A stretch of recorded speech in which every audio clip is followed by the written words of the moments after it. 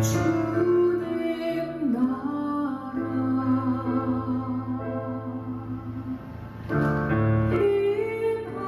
임하시고 뜻이 일용할 양식 주시고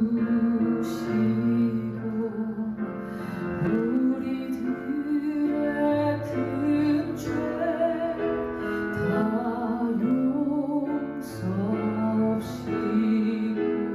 또 시험에 들게 마시고 악에서 구원하소서. 되게 주의 나라 주의 권세 주의 영광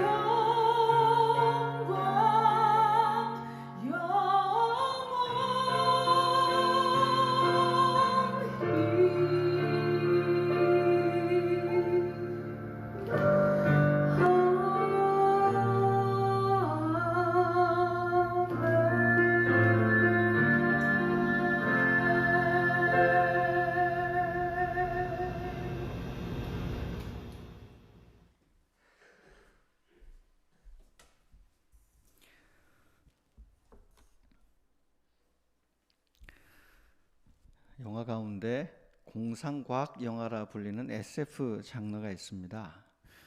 공상과학 영화라 그러니까 뭔가 비현실적인 것 같은 어감이 들어서 저는 이 용어를 별로 마음에 들진 않습니다만 SF 영화에서 상상했던 일이 실제로 우리 삶에서 일어나거든요. 시간이 걸릴 뿐이지 일어나는 일들이 많기 때문에 공상만은 아닌 것 같습니다. 스타트렉이라는 오래된 우주 미드 시리즈가 있습니다. 그걸 보면 우주인들이 손에 뭘 이렇게 하나씩 뭘 들고 다녀요. 들고 다니면서 거기서 뭐 지시도 하고 통신도 주고받고 전화도 하고 뭐 이렇게 하는 걸 보면서 야, 저거 되게 편하고 신기하다, 희한한 물건이다 싶었어요. 근데 그게 스티브 잡스에 의해서 현실이 되어버렸습니다. 핸드폰과 컴퓨터가 합쳐지면서 태블릿 PC처럼 나와서 눈에 영화에서 보던 게 현실이 벌어져 버렸어요. 그런 이후에는 통신업계가 변화가 되었죠. 지금은 스마트폰이나 태블릿 PC가 없는 세상은 상상하기가 어렵게 되었습니다. 이 제품이 처음 나왔을 때 기업들마다 좀 반응이 달랐습니다. 핀란드에 있는 유명한 기업도 일본에 있는 몇몇 기업들은 스마트폰 저게 뭐 별로 인기 있을까 싶어서 관심을 쏟지 않았죠. 그러는 바람에 도태되어 가지고 거의 시장에서 퇴출될 지경까지 간 적이 있습니다. 한국의 한 기업도 영 초반에 부진을 많이 하지 못해서 결국 그 사업 부분에서 철수하였던 것을 봅니다. 그러니까 새로운 기술이 나오고 새로운 뭔가 등장했을 때 그것에 적응하며 살아가면 잘 되지만 그것을 알아차리지 못하고 무시하고 가다가는 업계에서 퇴출될 수 있겠다는 생각이 듭니다. 일종의 스마트폰은 게임 체인저였죠. 그쪽 분야에서. 여러분 2000년 전에 우리 세상에서도 우리의 모든 것을 뒤바꿀 만한 새로운 트렌드 하나가 도입되었습니다. 일종의 게임 체인저 같은 사건이 벌어졌습니다. 그게 예수님의 부활입니다. 예수님의 부활은 우리 스마트폰과는 좀 달라서 사람들이 알아가는데 시간이 좀 많이 걸렸습니다. 부활의 증인들을 통해서 하나씩 전파가 되었기 때문에 믿지 않는 사람들의 눈에는 잘 보이지 않아서 그렇습니다. 그러나 이미 세상은 과거로 돌아갈 수 없는 상태로 변해 있습니다. 그 사랑의 나라, 나눔과 비움과 자기 부정과 섬김의 나라에 적응해 가면 살게 되고요. 그 나라를 거부한 채 지금의 삶을 고집하면 죽게 됩니다. 인간의 이익만을 생각하며 살아가면 죽게 되고 모든 피조 세계를 포함하는 예수님의 그 놀라움을 향하여 마음을 열면 모두가 살아가게 됩니다. 자기를 확대하면, 죄악된 자기를 확대하면 죽음에 이르게 되고 십자가에서 자신의 자아를 죽이고 주님 앞에 거듭나게 되면 살아가게 됩니다. 이런 새로운 나라, 돌아갈 수 없는 새로운 나라가 임했다는 것을 예수님은 이렇게 표현했습니다. 요한복음 18장 36절 말씀입니다. 함께 읽어볼까요? 예수께서 대답하시되 내 나라는 이 세상에 속한 것이 아니니라. 만일 내 나라가 이 세상에 속한 것이었더라면 내 종들이 싸워 나로 유대인들에게 넘겨지지 않게 하였으리라. 이제 내 나라는 여기에 속한 것이 아니니라. 이 말씀은 예수님께서 가져오시는 나라가 이 세상에 속하지 않았다는 말은 저 영혼만 가는 피안의 세계로 간다는 뜻은 아닙니다. 저 하늘에서 이 땅으로 내려오는 새로운, 완전히 질적으로 새로운 나라이기 때문에 이 세상의 원리대로 살아가는 나라와 다르다는 거예요. 이 세상의 법칙 안에 들어있는 나라가 아니라 하나님의 초월적인 나라를 이 땅으로 외부에서 가져오신다는 뜻입니다. 만약에 예수님이 여기에 속한 나라라면 이 세상의 권력 방식대로 사람들을 추종하고 규합하여 돌로 빵을 만들어 경제력을 확보하고 폭력으로 로마를 정복하여 권력 자체의 구조를 체인지했을 겁니다. 그러나 지배 계층이 달라진다고 해서 권력이 달라지는 건 아닙니다. 사람이 교체될 뿐이지 권력의 속성은 똑같기 때문에 여전히 이 세상에 속한 나라라는 겁니다. 그러나 예수님이 꿈꾸시는 나라는 그런 식의 나라가 아니라 완전히 게임의 룰 자체를 다르게 만드는 나라셨습니다. 그 나라가 어떻게 이루어지냐 하면 그 이어 나오는 37절 말씀을 보면 알게 됩니다. 함께 읽겠습니다. 빌라도가 이르되 그러면 내가 왕이 아니냐? 예수께서 대답하시되 내 말과 같이 내가 왕이니라. 내가 이를 위하여 태어났으며 이를 위하여 세상에 왔나니 진리에 대하여 증언하려 함이로라. 무릇 진리에 속한 자는 내 음성을 듣느니라 하신대. 그 나라는 예수님을 왕으로 믿는 나라죠. 예수님이 여전히 왕이라는 거, 이 세상에 속하지 않았지만 나는 다른 방식으로 이 세상을 통치하여 외부에서 내려오는 왕이다. 근데 이 나라는 내가 왕인데 그것을 증언하는 사람들에 의해서 퍼져가는, 세워지는 나라라는 겁니다. 세상의 권력 법칙을 거부하고 예수님의 말씀과 삶에 감동된 이들이 십자가를 뒤따를 때 세워지는 새로운 나라입니다. 예수님처럼 모든 이를 사랑하기 위해 연약한 이들의 편이 되어주고 사랑을 위해 사탄의 수하들과 끊임없이 싸워가며 그들의 지배에 저항하고 사랑을 위해 자신을 끝없이 희생해 갈 수 있는 이들을 통해 세워지는 나라입니다. 이 나라를 끝내 거부하는 자는 도태되어 영원한 심판에 처하게 될 것이고 그 나라를 미리 영접하는 이는 여기서부터 하나님이 주시는 영원한 생명을 누리게 된다는 말씀입니다. 사실 이 구조가 주기도문에서 배워왔던 하늘에서 이루어진 하나님의 나라가 땅에서도 이루어지게 해달라는 것과 똑같습니다. 이런 하나님 나라에 대한 믿음을 가지려면 우리가 해야 될 것이 있습니다. 그것이 오늘 함께 살펴볼 주기도문의 마지막 부분 송령입니다. 마태복음 6장 13절 뒷부분에 나오는 송령을 함께 읽어볼까요? 나라와 권세와 영광이 아버지께 영원히 있사옵나이다. 아멘. 화면을 보시면 그 앞에 괄호가 쳐져 있죠. 괄호가 쳐져 있고 아마 번호가 붙어 있을 거예요. 보면 어떤 사본에는 이 구절이 없습니다. 라고 해서 학자들이 필요해서 좀 적어놓은 구절들이 있는데요. 이 본문이 괄호로 쳐진 이유는 어떤 사본에는 없지만 우리에겐 그게 중요하지 않습니다. 구약 성경을 읽거나 유대인들의 모든 기도를 보면 송령이 다 붙어 있기 때문에 초대교회는 예수님의 주기도문과 함께 이 송령을 붙여서 늘 주기도문을 암송하였으니까 큰 의미가 없습니다. 이 구절을 조금 더 자세하게 옮겨 놓으면 이런 뜻이 되는데요. 화면에 나오는 것 다시 한번 읽어볼까요? 왜냐하면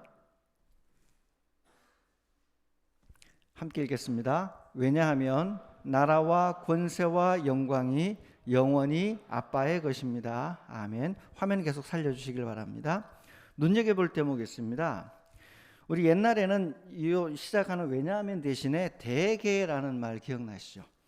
대개라고 하니까 다들 이제 대충 이런 뜻으로 자꾸 오해를 하셔가지고 번역을 아예 다르게 하거나 빼버렸는데요. 그런 뜻이 아니라 대개라는 말은 전체적으로 미루어 보자면 이런 다른 한자를 사용하였습니다. 이것은 헬라어 접속사를 번역한 것인데 좀 더 잘 번역하면 본문처럼 왜냐하면이라는 뜻이에요. 앞에 나온 6개의 청원 전체가 이유가 있다, 그 근거가 있다 그러면서 나오는 이야기가 송영인데, 하나님 나라의 청원 셋, 이름이 높아지고 나라가 오고 뜻이 이루어지게 되는 것이 어떻게 가능할까? 마지막 송영 부분에 있는 신앙 고백 때문이다. 또 우리의 청원 셋, 일용할 양식을 받고 죄를 용서받고 용서하고 악한 자에게, 사탄에게서 구출되는 기도가 어떻게 가능할까? 뒤에 나오는 이 근거 때문이라고 알려주는 말이에요. 그래서 대개 라는 말을 왜냐하면이라고 번역해야 더 좋습니다. 그 다음에 뭐가 나오죠?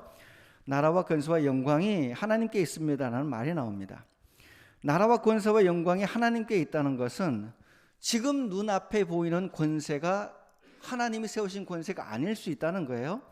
로마 제국이 눈앞에 보여 우리를 지배하고 헤롯 가문이 지배하고 있지만 나라와 권세와 영광은 하나님의 것이라는 고백, 굉장히 저항적인 고백입니다. 이 송영 자체가. 아마 제자들은 물었을 거예요. 이토록 악이 강력하게 힘을 떨치는 세상 안에서 우리가 하나님 나라를 위하여 기도하면 진짜 이루어질 수 있을까요? 정말 하나님이 기도에 응답해 필요한 것을 주실 수 있는 능력이 있나요? 그런 제자들에게 예수님께서 주신 응답이 이런 거예요.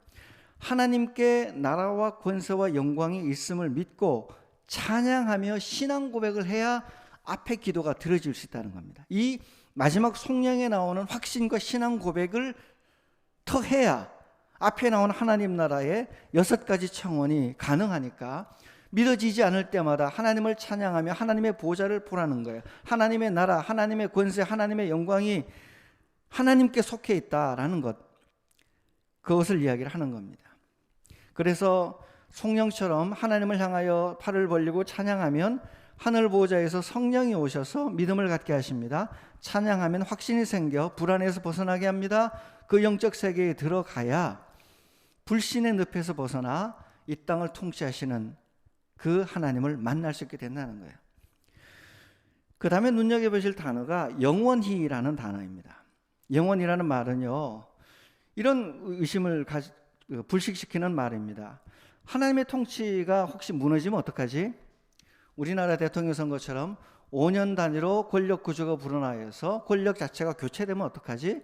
우리가 하나님이 그렇게 잘 하셔서 십자가 지는 사람이 부활한다고 해서 믿었는데 나중에 우리만 바보 되는 거 아니야? 하나님이 쿠데타에서 밀려나 버리면 우리만 엉터리 되는 거 아니야? 라는 제자들의 의심을 향하여 예수님이 이런 신앙 고백을 드려야 된다고 가르쳐 주시는 거예요. 하나님의 나라는 영원하다는 겁니다. 대를 이어 지속된다는 겁니다. 영원한 보좌, 하나님의 보좌, 하나님은 보좌에 영원히 앉아 계시기 때문에 하나님의 통치 방식은 앞으로도 절대 변하지 않는다. 우주를 구성하는 기본적인 힘의 원리가 변하지 않듯이, 그렇기 때문에 너희가 예전에도 지금에도 앞으로도 동일한 우주 법칙 안에서 같은 방식으로 살아가게 되듯이 하나님이 만드신 세계 질서는 절대로 하나님의 역사 원리는 변하지 않는다는 거예요. 반복되거나 번복되거나 철회되지 않는다.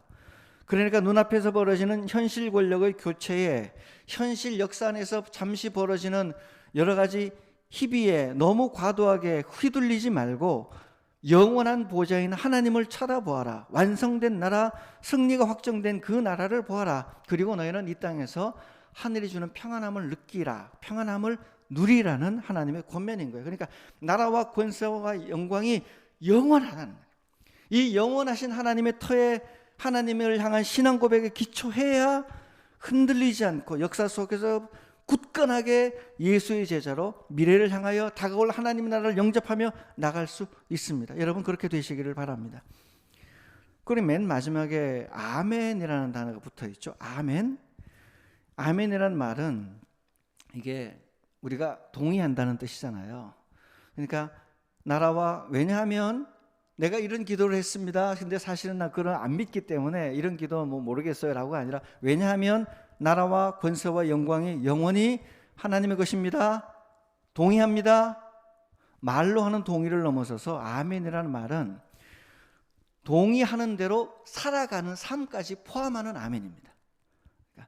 말로 고백을 하고 그 고백이 내 삶에서 이루어져서 실제로 아멘의 삶으로 신실한 예수의 제자로 살아가는 사람의 온몸을 던져서 하는 고백이 아멘이라는 고백이에요.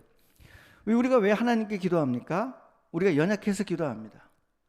우리가 연약하다는 걸 인정하는 사람이 송영을 하면서 하나님께 신앙 고백을 하면서 끊임없이 하나님 내가 당신을 믿습니다. 왜 말을 자꾸 해야 돼요? 안 믿어질 수 있는 상황이 생기기 때문에 우리 눈앞에 하나님의 살아계심을 못 믿게 만드는 일들이 계속 벌어지기 때문에 하나님 나는 믿습니다 라고 고백을 합니다. 고백하면 그분과 나 사이의 관계가 돈독해져요. 아무 말 안 하는 것보다 사랑한다는 말을 표현할 때 관계가 더 다시 새로워지고 돈독해지듯이 하나님과의 관계에서 당신의 나라가 영원합니다 라고 믿어주라는 거예요. 이렇게 영적 현실, 우리 인간의 연약함을 냉정하게 파악하고 자신의 존재가 정말로 연약한 것을 인정하는 사람이 기도하게 됩니다. 우리 세상에 나가면 예수 믿는 것, 기도하는 것, 다른 큰 존재인 어떤 신에게 의지하는 것을 바보라고 생각하잖아요. 능력이 없는 사람이다. 굉장히 인생의 실패자라고 생각을 하는데요. 레오나르도 보프라는 신학자가 있습니다. 그 남미의 신학자는 거꾸로 이야기를 합니다. 우리 밖의 존재에게 도움을 요청할 수 있는 이야말로 능력이 있는 사람이다. 왜냐하면 자신이 연약한데도 도움받지 않고 사는 사람은 오히려 무능력한 사람이다. 자신의 힘으로 살아갈 수 없는데 도움조차 받지 않는 지혜를 가지지 못한 사람이 오히려 무능력한 사람이고, 인간의 연약함을 인정하고 그 연약함 속에서 외부의 도움, 신의 도움, 이 세상을 구원하러 온 하나님의 도움을 요청하여 그분이 오게 해달라고까지 말할 수 있는 사람이야말로 가장 지혜롭고 완전한 능력을 오히려 가진 사람이라고 이야기를 합니다. 여러분, 우리가 기도하는 것은 우리가 약하기 때문인데요, 약하다는 것이 우리가 무능력하다는 것을 의미하지 않습니다. 우리가 약하기 때문에 우리는 할 수 있는 모든 수단을 다 간구하여 살아가고자 몸부림치는 일, 그것이 기도고 그것이 하나님을 의지하는 일이거든요. 그게 지혜로운 삶입니다. 인간이 얼마나 살겠습니까? 100년? 인간이 얼마나 건강합니까? 안 건강합니다. 우리는 때로 AI보다 판단 능력이 떨어질 때도 많습니다. 알파고에게 이미 지잖아요. 앞으로 그런 특별한 능력에서는 앞으로 인공지능을 못 따라갈 가능성이 매우 큽니다. 인간이 뭔가 하나를 결정하면 지속하는 능력도 컴퓨터에 질 거려. 입력된 대로 계속 지속하는 존재라 우리는 그날 감정이 달라지면 다 바뀌잖아요. 그날 감정이 달라지고 생각이 좀 변화가 있고 뭔가 환경이 달라지면 바뀌니까, 그런 의미에서 인간은 어떤 면에서는 강하지만 어떤 면에서 굉장히 연약한 존재예요. 인간이 연약하다는 인간의 실존, 인간에 대한 이해를 갖춘 사람이 하나님께 기도할 수 있습니다. 그 사람이야말로 진정으로 강한 사람입니다. 그런 영적인 능력자가 되시기를 바랍니다.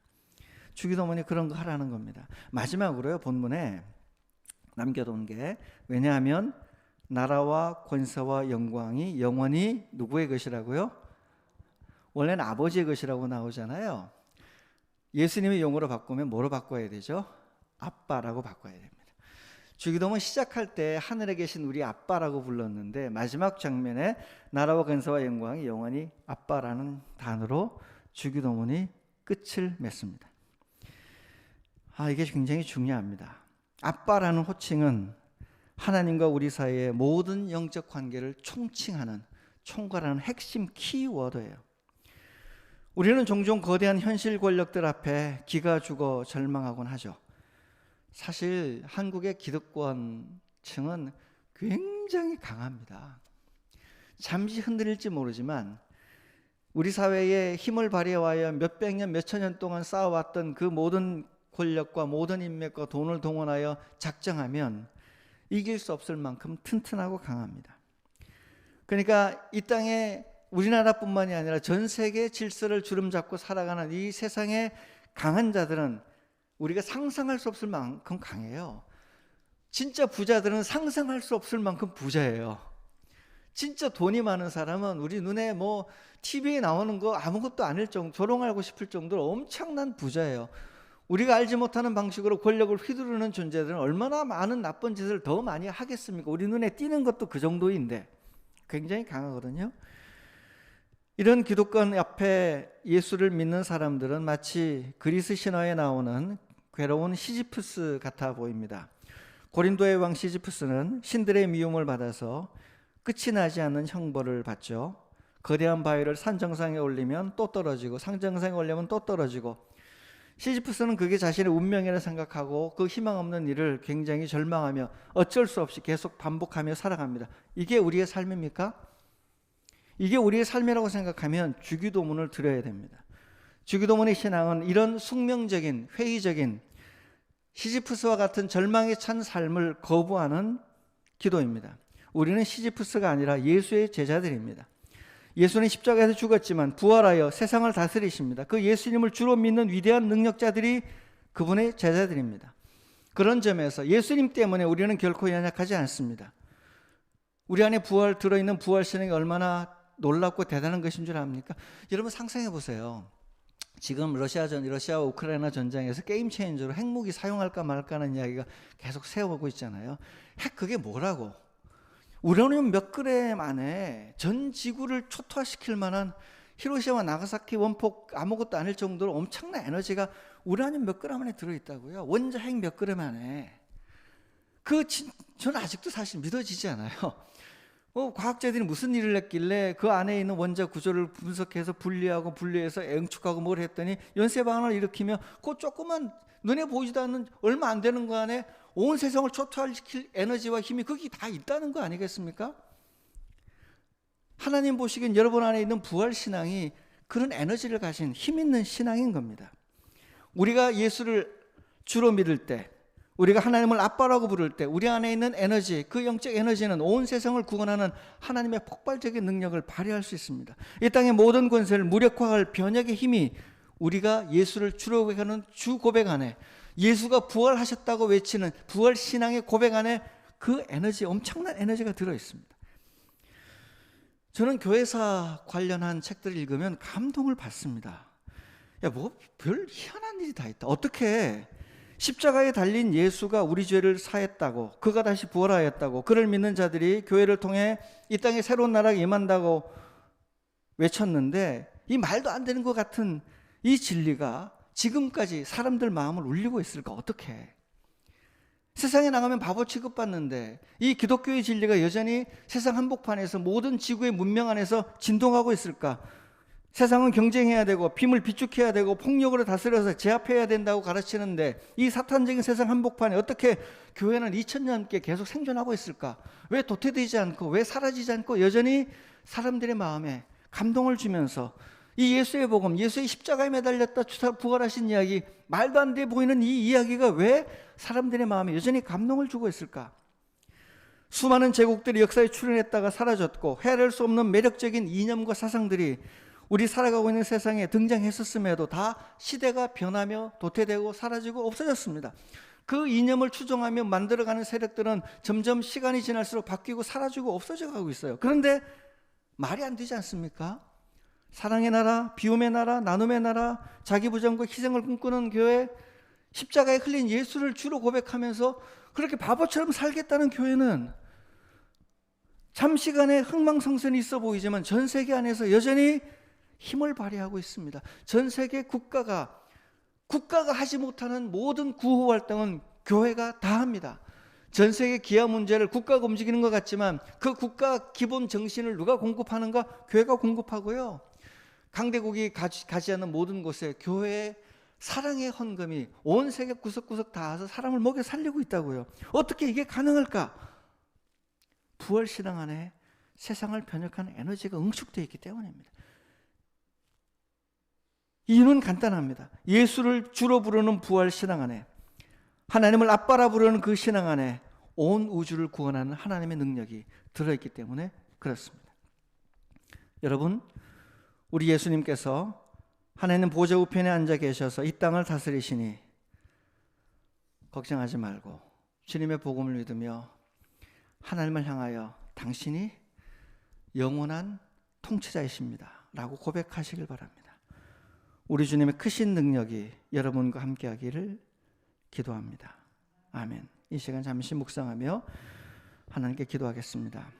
여러분, 우리 안에 주여 부활을 믿는 믿음을 주시고 주기도문대로 하나님 이 땅의 통치자라고 찬양할 수 있는 용기를 주시옵소서. 함께 기도하겠습니다.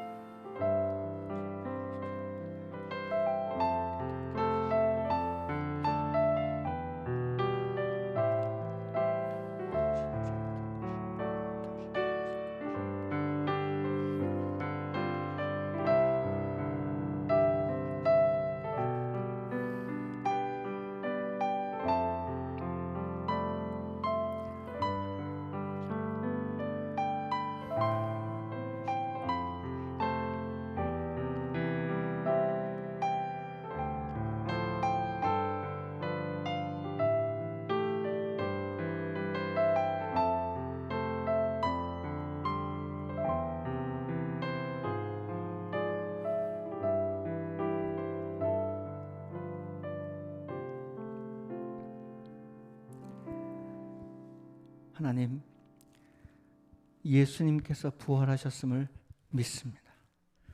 예수님께서 보좌 우편에 앉아 이 땅을 다스리고 계심을 믿습니다.